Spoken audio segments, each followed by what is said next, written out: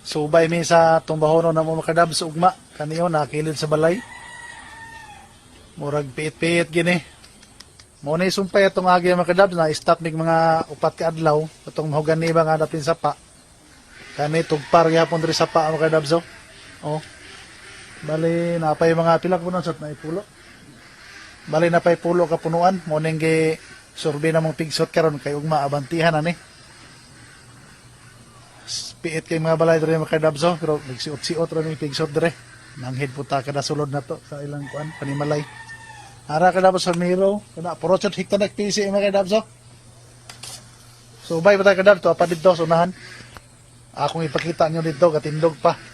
Pero ilang gipurningan ang uban kani wala pa na purningan pero unahon man to dito tumba. Okay mga kadab sa ato tas pikas tong subayon.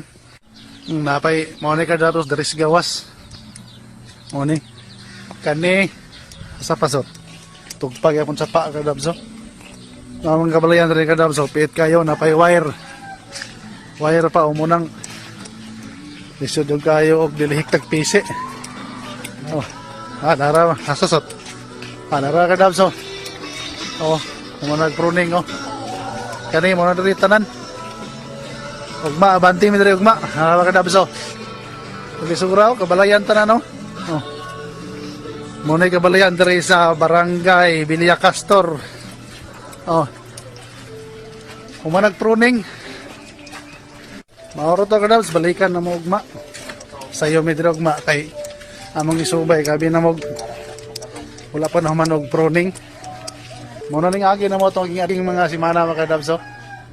Agi to dito na pisa pa. Speak sa to. Ugma bantis ko diri sayo.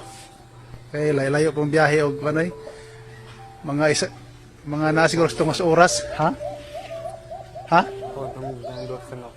pasaka balik okay uli na mi